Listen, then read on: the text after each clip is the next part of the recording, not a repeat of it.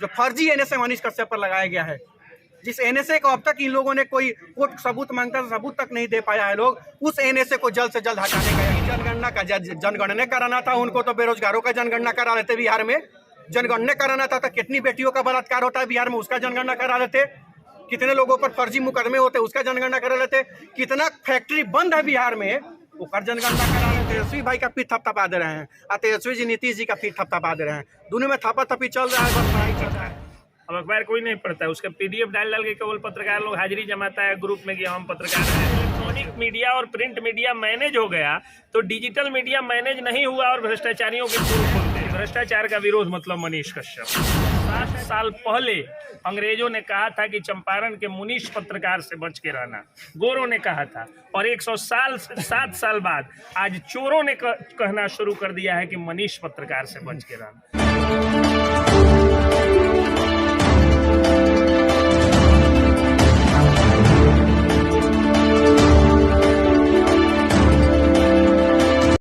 हमने बिहार के लगभग सभी जिले, यहाँ पे लगभग बिहार का लगभग हर जिले से लोग आए हुए थे, यहाँ पे जुड़े भी हैं। लेकिन जुड़ने के साथ साथ हमने एक प्रयास किया है कि जब भी कोई भ्रष्टाचार के खिलाफ लड़ाई लड़ता है, जब भी कोई अन्याय के खिलाफ अगर लड़ाई लड़ता है, तो अक्सर किसी न किसी माध्यम उसको फंसा कर या तो जेल भेज दिया जाता है, नहीं तो उसको डराया धमकाया जाता है और मारा पीटा भी जाता है जी। तो इस टीम निर्माण करने के पीछे यही कारण है कि जो लोग भी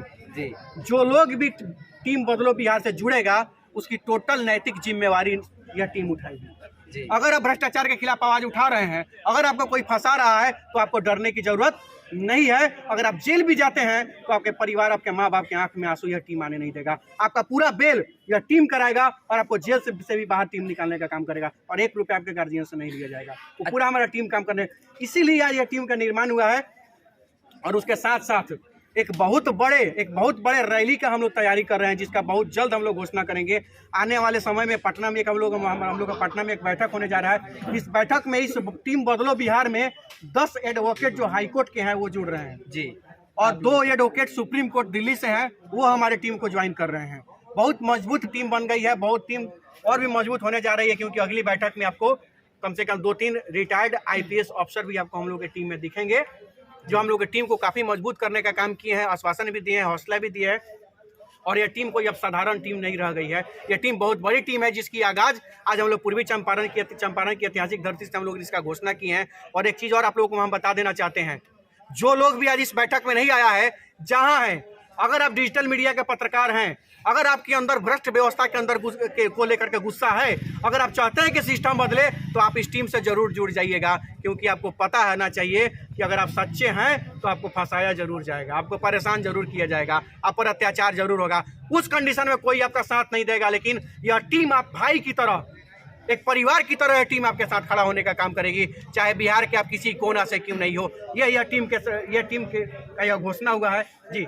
भैया, अगर कोई इस टीम से जुड़ना चाहे तो कैसे जुड़ सकता है? हम बता रहे हैं, इस टीम की अगली बैठक, हालांकि जो भी चीज़ होता है हम लोग सोशल मीडिया के थ्रू हम लोगों को बता देने का काम करते हैं। पटना में किस दिन बैठक हो रही है, जो लोग छूट गए हैं उस पटना बैठक में भी वो साथ हमारे आ सकते हैं, नहीं तो उसके बाद जब पश्चिमी चंपारण में हम लोग का बैठक होगा वहाँ भी साथ ले सकते हैं। हर जिले में हम लोगों की बैठक लगभग हम लोग करने का तैयारी किए हैं, लगभग हम लोग हर जिले में जाकर इस बैठक को करेंगे और टीम को मजबूत करने का काम करेंगे, ताकि यह टीम आने वाले समय में अन्याय के खिलाफ खड़ा हो सके और इस टीम से जुड़े लोगों के साथ कोई अन्याय होता है तो उसका भी मुंह तोड़ जवाब दे सके।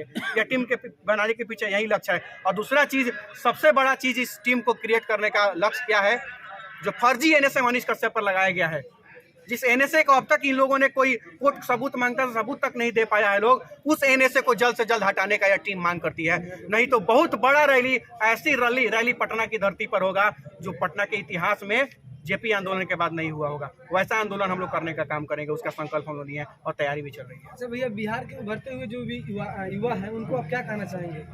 सीधी सी बात है, हम लोगों की लड़ाई उन्हीं लोगों के लिए है। तो सबसे पहले अगर हक अधिकार चाहिए बिहारियों को, बिहार में रोजगार चाहिए, तो सबसे पहले सरकार बदलना होगा। वो ऐसा सरकार लाना होगा जो बिहारी होने पर फक्र महसूस हो, बाहर में जाके गाली महसूस ना हो। यह चीज़ सिस्टम हम लोग चाहते हैं। और सबसे बड़ी चीज़ बिहार के नौजवानों से इतना ही कहना चाहते हैं, तुम डॉक्टर बनो, इंजीनियर बनो, DM बनो, SP बनो, भाई सब बनो, लेकिन तुम्हारे आसपास में जानने वाला कोई भगत सिंह और चंद्रशेखर आजाद बन रहा है तो उसका हाथ खींचकर आगे बढ़ाने का काम करो, टांग खींचकर पीछे करने का काम मत करो। इतना बिहार के नौजवानों से और लोगों से मेरा आग्रह है, गार्जियन लोगों से। अभी जातिगत जनगणना जो हुआ है उस पर आपका क्या पक्ष है? जातीय जनगणना का जनगणना कराना था उनको, तो बेरोजगारों का जनगणना करा लेते बिहार में। जनगणना कराना था तो कितनी बेटियों का बलात्कार होता है बिहार में, उसका जनगणना करा लेते। कितने लोगों पर फर्जी मुकदमे होते उसका जनगणना करा लेते। कितना फैक्ट्री बंद है बिहार में उसका जनगणना करा लेते। वो जनगणना नहीं होगा, लेकिन 500 करोड़ फालतू में कितना फैक्ट्री लगाए हैं उसका भी जनगणना करा लेते। हाँ सही बात कर, कितना फैक्ट्री लगाए उसका भी जनगणना करा लेते। देखिए ये लोग कर कुछ नहीं रहा है, खाली अपन अपन नीतीश जी तेजस्वी भाई का पीठ थपथपा दे रहे हैं और तेजस्वी जी नीतीश जी का पीठ थपथपा दे रहे हैं। दोनों में थपाथपी चल रहा है, बस बड़ाई चल रहा है। शिक्षक भर्ती भी देख लीजिए, आधा से ज्यादा लोग बाहरी शिक्षक आ गए हैं, आधा से थोड़ा सा कम पहले के शिक्षक का जो बीपीएससी दिए हैं 15 से 20 हजार नायका बहाली हुआ है, उसी में पीठ थपथपाया जा रहा है कि 1 लाख।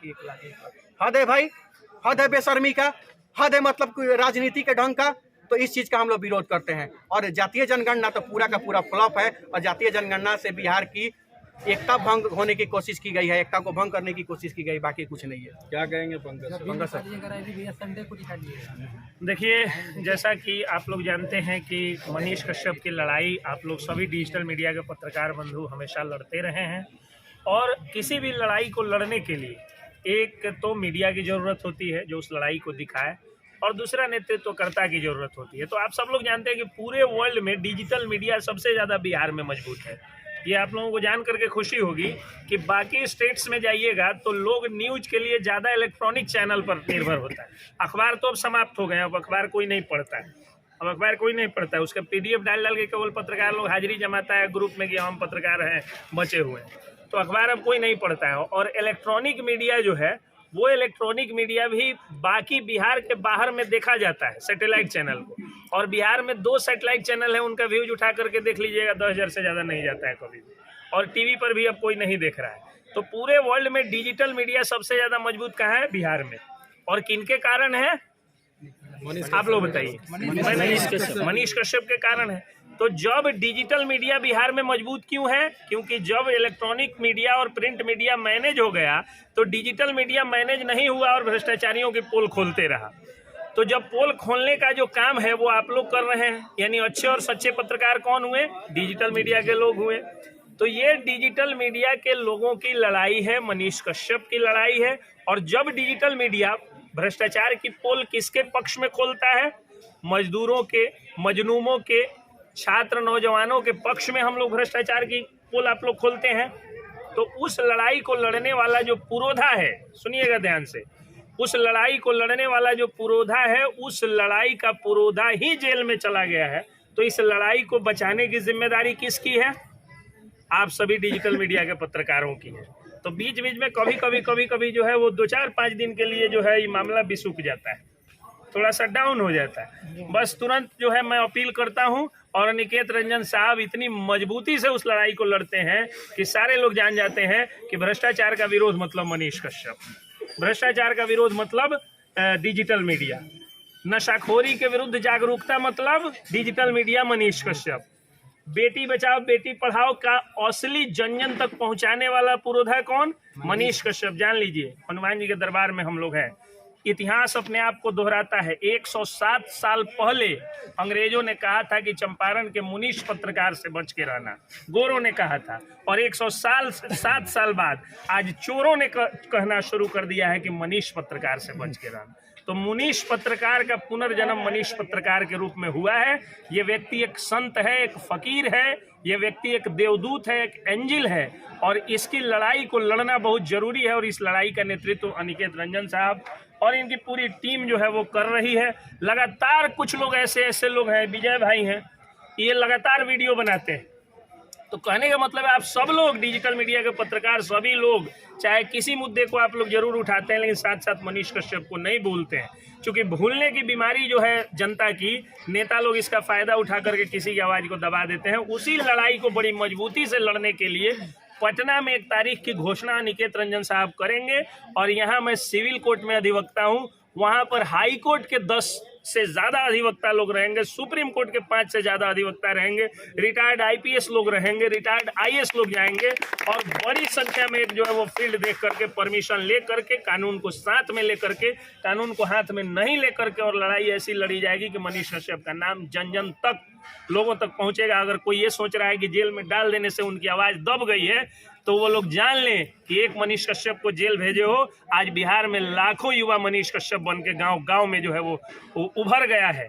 ये युवाओं की लड़ाई है, ये जागरूक लोगों की लड़ाई है, ये जोशीले क्रांतिकारियों की लड़ाई है, और उस लड़ाई को अनिकेत रंजन जी जो है वो लड़ रहे हैं। इसके लिए मैं इनका धन्यवाद देता हूं। आप लोग भी साथ दीजिए और बिहार की इस लड़ाई को आप लोग बहुत मजबूती से हर जगह लड़िए।